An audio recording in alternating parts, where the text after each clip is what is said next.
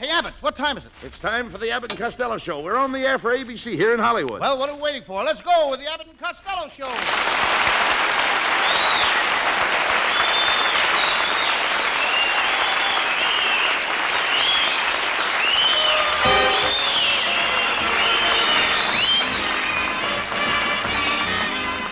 Yes, it's the Abbott and Costello Show, produced and transcribed in Hollywood for your listening and laughing pleasure, with chuckles with a carload and music by Matty Malnick. So hold on to your chairs, folks, for here they are, Bud Abbott and Lou Costello.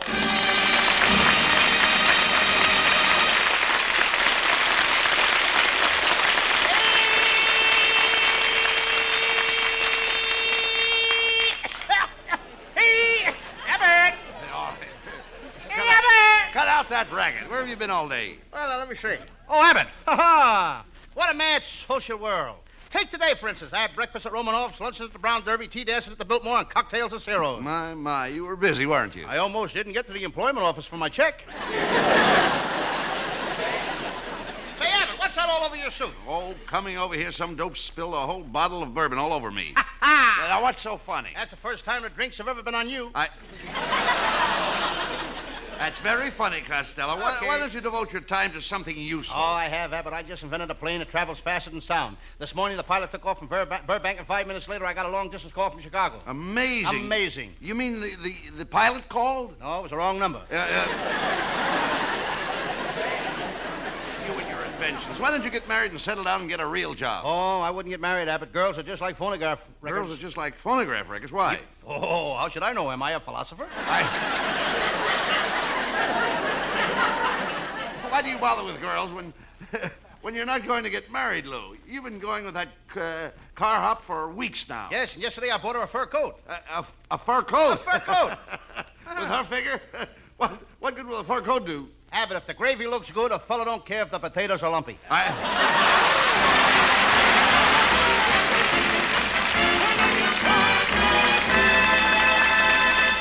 And there'll be much more of that terrific Abbott and Costello humor in just a few seconds, after we hear a special message from this gentleman.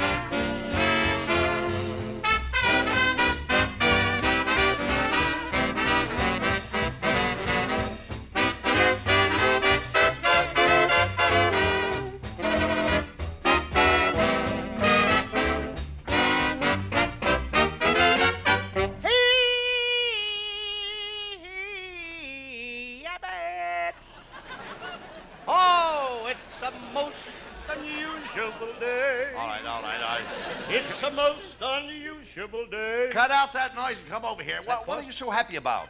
It's a most unusual day. What are you so happy about? What am I so happy about? Here it is in the middle of winter, Abbott. The sun is shining and the weather is grand. I love California. So do I. There's practically no winter weather. No. Practically no unemployment. Practically no bad roads. Yeah, and the way people drive in California, I figure in 2 years there'll be practically no pedestrians.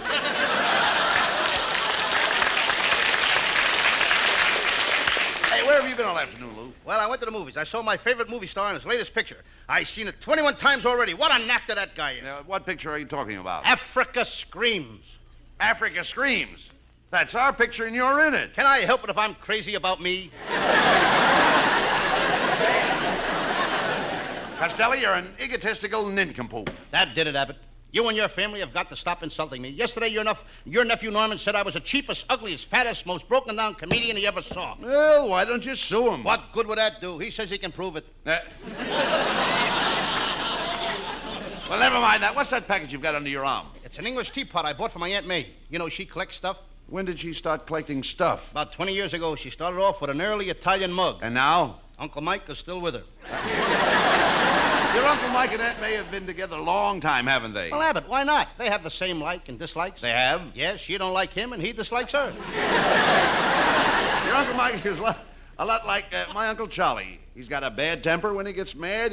He gets like a madman for months. Ah, madman months. What's he doing lately, Abbott? Oh, how did your Uncle Mike meet your Aunt May in the first place, Lou? Well, he was a student in a barber college, and his first customer was Aunt May. Well, did he propose to her while he was cutting her hair? No, it wasn't until after he gave her a shave and a hot towel that he realized how beautiful she was. And then he proposed to her. No, he proposed to her at the boarding house, and that's where he got in trouble. What do you mean? Well, you see, Aunt May is hard of hearing, and he had to propose to her so loud that 4 old maids across the hall sued him for breach of promise. Well, they've been married 20 years now. Yeah? How many children have they got, Lou? 15. But I don't think they're going to have any more. You see, Uncle Mike is moving out of the house. Well, what's the matter? Doesn't he love Aunt May anymore? Oh, he loves her all right, but there just isn't enough room for him anymore.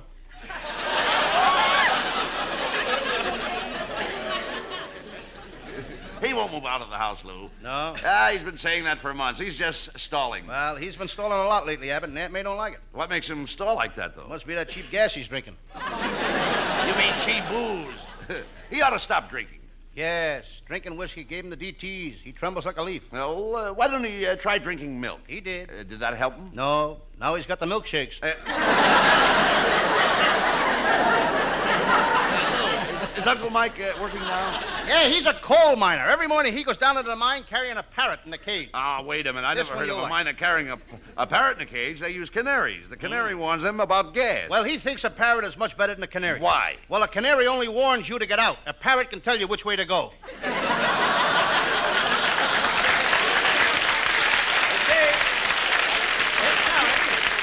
Say, Lou, didn't your Uncle Mike used to be a deep-sea fisherman? Yeah, he was on a whaling boat. Once he caught a whale that weighed 3 tons. He dragged him in and cut him up to get the fat stuff. Blubber? What was that? Whale blubber? Yeah, he cried a little when Uncle Mike started cutting him. Your Aunt May has put up with... Your Aunt May has put up with a lot from your Uncle Mike, hasn't Oh, she? yeah. She's a wonderful woman, though. You're right, Abbott. You know, Aunt May was one of the first bloomer girls. You mean she wanted votes for women? No, she just wanted to keep warm. You should be kind to your Aunt May, Costello. She's been awfully kind to you. Yes, she is, Abbott. She certainly is. Last Saturday night, I took her to the movie Stars Dance.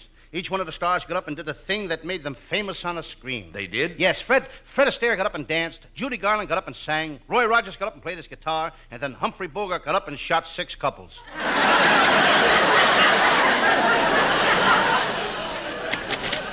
don't drag me around the floor. You gotta stop dragging me around the floor. Please stop dragging me around the floor. Who are you? Oh, just one of the new long evening dresses.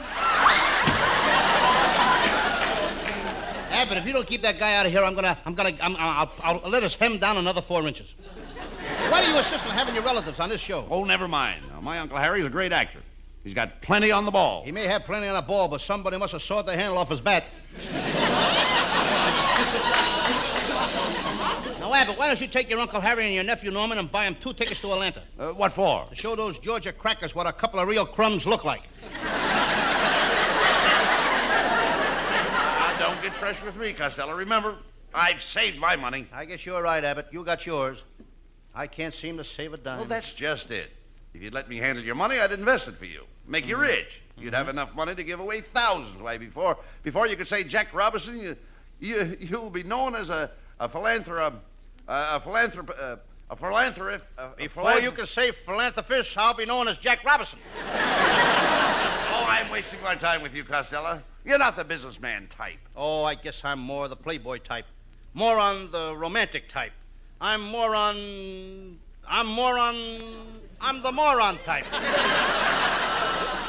Well, if you had any sense, you'd make some good investments. For instance, instead of paying rent, buy an apartment house and collect rent. Hey, you're right, Abbott. Landlords make money hand over first. No, you mean hand over fist. In Hollywood, it's hand over first or you don't get the apartment.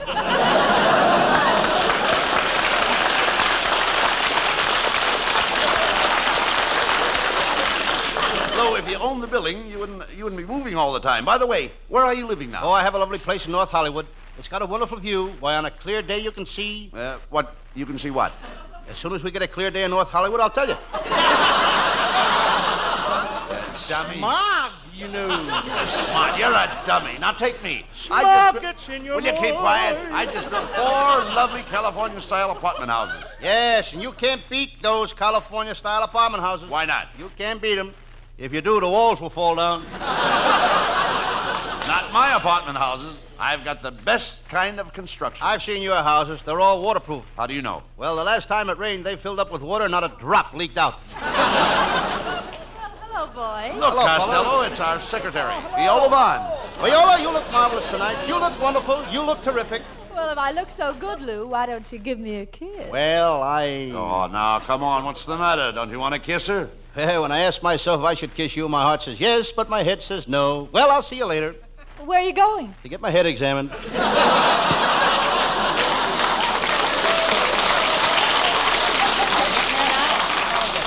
Wait a minute, Costello. What are you doing with that pocket mirror?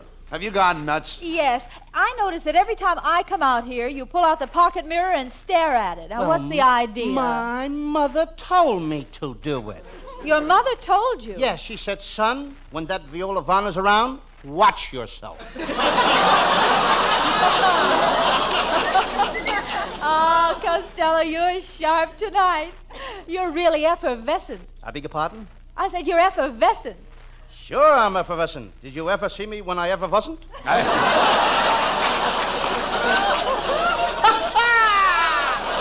that was a joke!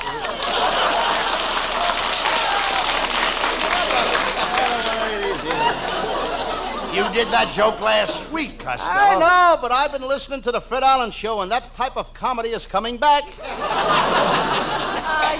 You know, Costello, there isn't another comedian in the whole world like you. Ah, thank you, Viola. That's flattering. Yes, it's a good thing, too.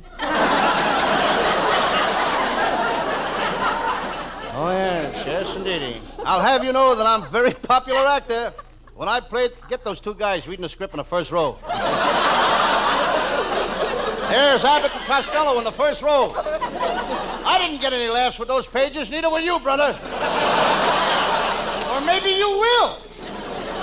Now, where did I leave off? I gotta start chalking up my cue again here. I'm really missing out here. I'm gonna have you know that I'm a very popular actor, Viola. Why, when I played the Roxy Theater in New York, I drew a line in front of the theater 3 blocks long. You did? Yes. Then the cop came along and took away his chalk. That was a funny one. Abbott, read your own lines. Well, I don't like to show you boys up, but you know, I was born in a theatrical family. Yes? You were? Oh, yes. When I was only 6 months old, I did an act with my mother. What did your mother do? She was a quick change artist.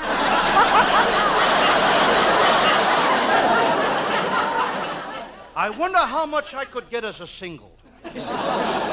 Oh, cut it out, Costello. There's lots of better actors in the world besides you. Viola has plenty of talent. She's going to play the love interest in our next picture. Oh, that's wonderful.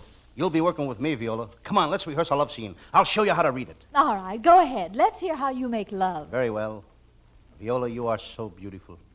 Your skin has got the milky whiteness of an alabaster statue. Did I read that right?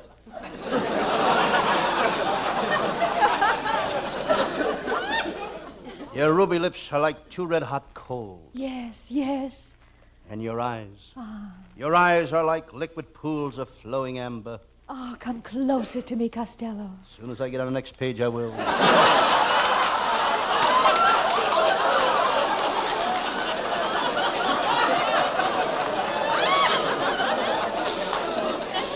Viola, your gorgeous figure is like a tender flower in the moonlight. Oh, Costello, my sweet. Yes, Viola, my love. Costello, can you hold your script with one hand while you're reading that? I certainly can. Well, then hold mine in your other hand, because I'm going out to get a cup of coffee with Abbott. I wonder.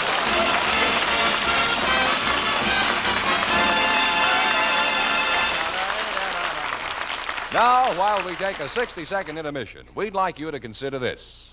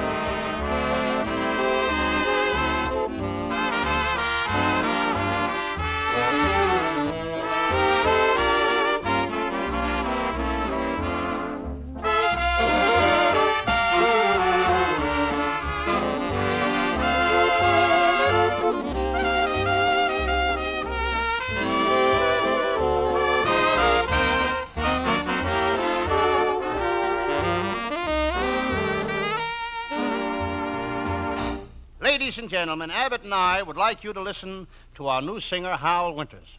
A very charming little chap. Now, here he is with Matty Malnick's orchestra.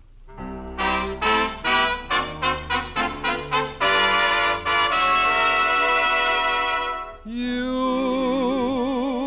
are the promised kiss of springtime that makes the lonely winter seem long.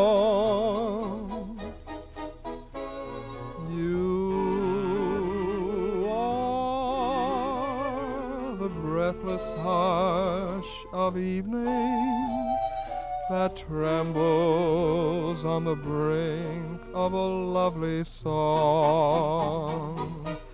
You are the angel glow that lights a star, the dearest things that I know are what you are. Someday my happy arms will hold you, and someday I'll know that moment divine when all the things you are mine.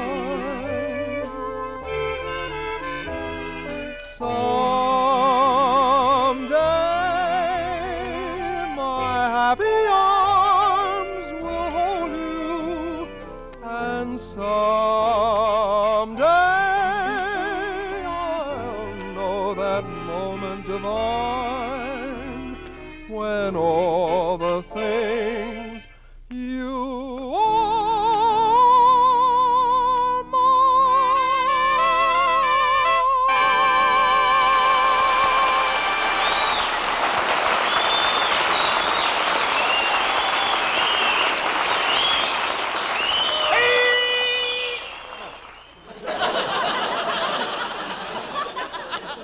Hey, Abbott. Listen to this. Boy, what a feeling. All right, well, what's it about? Well, it's about my Sam Shovel detective character. It says, Dear Lou Costello, as Sam Shovel detective, you are my favorite comic. I think you're the nuts. I like Abbott, too. I think he's the nuts. In fact, your whole program is the nuts. I'm coming over to take you out tonight. There's somebody to see you, guys. Show the man in. It's no man, it's a squirrel with a big empty bag.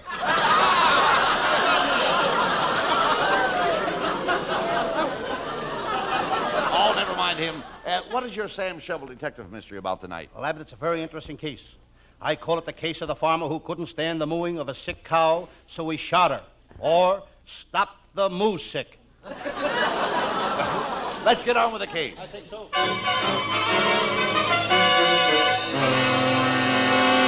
And now the makers of Grit, the non-skid toilet soap, present the adventures of Sam Shovel, private detective. But first, a word about our product, Grit soap. Grit soap contains helium. It won't sink, it won't float. It just hovers in the air 3 feet above the tub.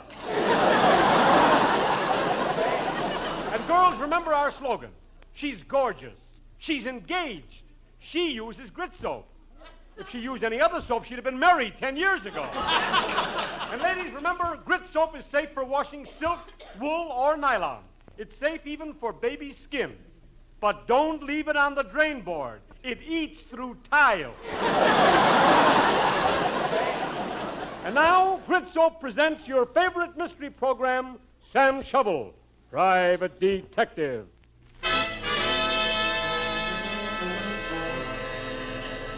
Yes, I'm Sam Shovel, private detective. I've been up all night. I think I'll lay down on the sofa. There's a sign on it. It says this sofa is not to be used after 6 p.m. Must be a daybed. I decide to take off my shoes. They're two-tone shoes. I realize I haven't eaten all day. I think I'll put a couple of sandwiches under my belt. I'm still hungry. I take the sandwiches from under my belt and eat them. A bee just flew in my window. He's buzzing around my head.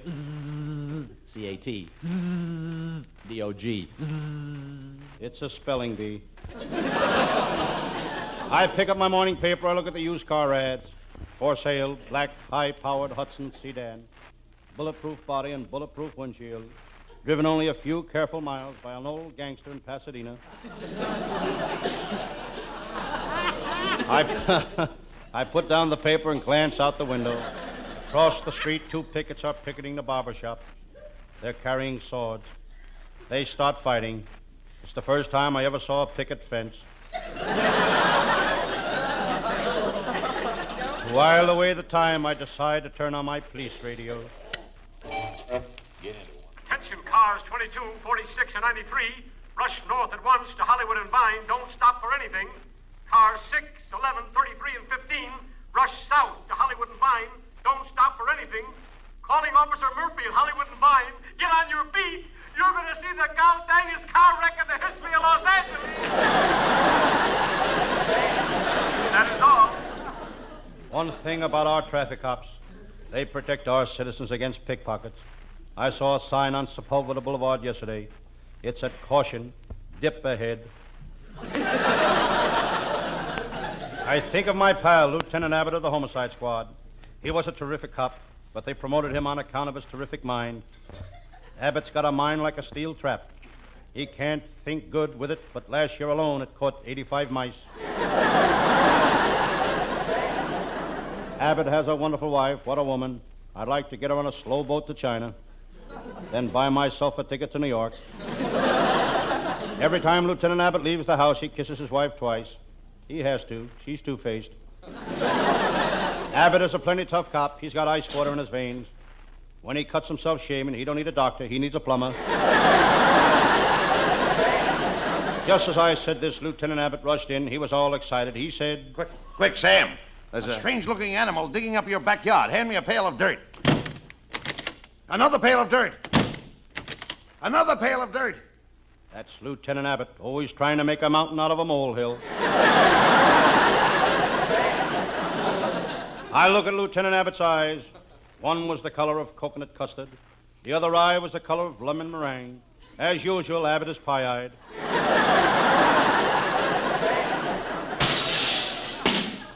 Sam, someone threw a rock through that window. There's a note tied to it.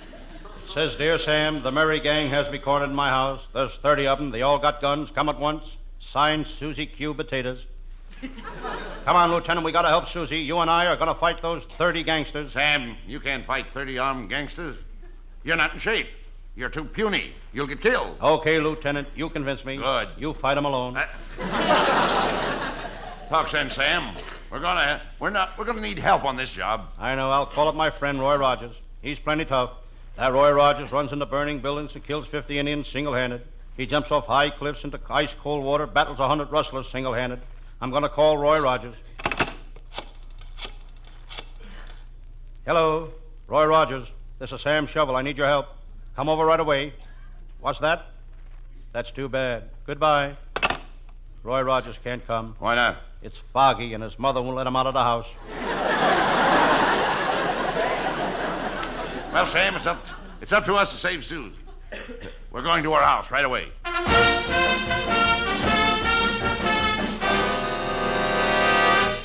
Lieutenant Abbott and I arrive in Susie's neighborhood, the toughest part of town. Nothing but thieves and drunkards. The only section of Los Angeles where the grocery stores sell their milk in fifths.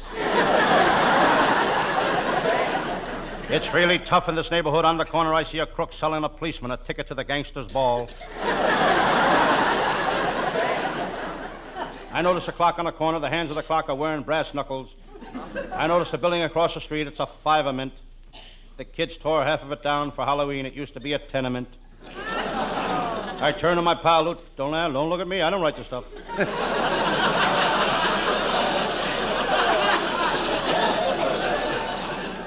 I turn to my pal, Lieutenant Abbott. Abbott, this is a real tough neighborhood. Look at those little girls over there tossing jacks. Sam, lots of little girls plays with jacks. Automobile jacks? Come on, Sam, we've got to save Susie. Remember how you used to be in love with her? How you worshipped her? How you used to kiss the ground she walked on? Yes, I kissed the ground she walked on, and what did it get me? What? Muddy lips. Shh. Sam, here's the back door of Susie's house. I'll knock on the door. Who is it, man or beast? It's Lieutenant Abbott and Sam Shovel. Oh, one of each. Come in. The door opened, and there she stood. Susie Q. Potatoes, the most beautiful girl I ever knew. I remember when she came to this town and she got her first job. She started from scratch. She was a model for woolen underwear. Sam. Oh, Sam Shovel, I knew you'd come. I knew you wouldn't fail me. Oh, I still love you, Sam. And I'm going to prove it by giving you a kiss that'll make your eyes light up. Wow. There, how was that?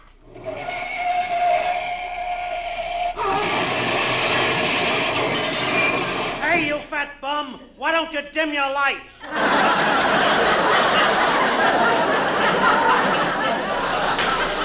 Ah, Sam, I'm so happy to know that you still care for me. The day you left me 3 years ago, I was all broken up. You were all broken up? Yeah. Well, whoever put you together again did a swell job. Never mind that, Susie. Your note said the gangsters had you cornered. Where are they? They're in the next room, and they won't let me out of the house. What are you going to do about it, Sam? How many of them are there? The 30 tough mugs.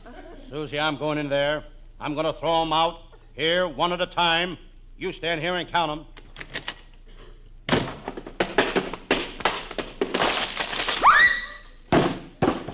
One. Wait a minute. That's me. Get him out of here.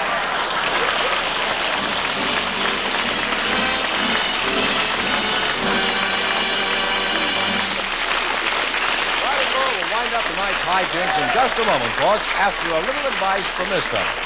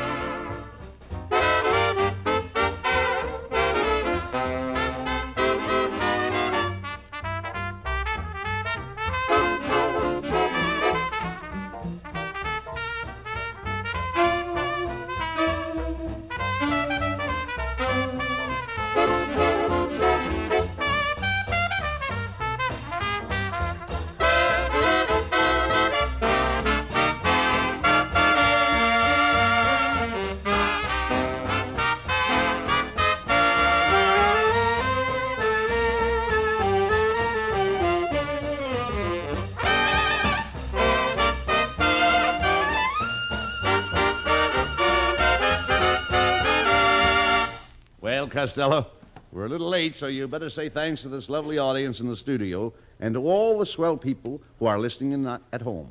Thanks for listening, folks. And I would like to thank the people that help us bring you this show every Thursday night. Our writing staff is headed by Eddie Foreman with Paul Conlon, Pat Costello, Martin Ragaway, and Leonard Stern. And thanks to Matty Malnick and all his boys and our vocalist, Hal Winters.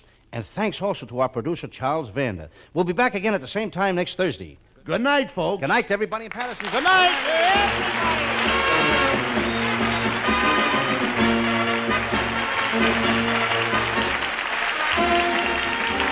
Listen each Thursday night at this time for another great Abbott and Costello show, produced and transcribed in Hollywood. Be sure to stay tuned for the outstanding entertainment which follows throughout the evening on this ABC station.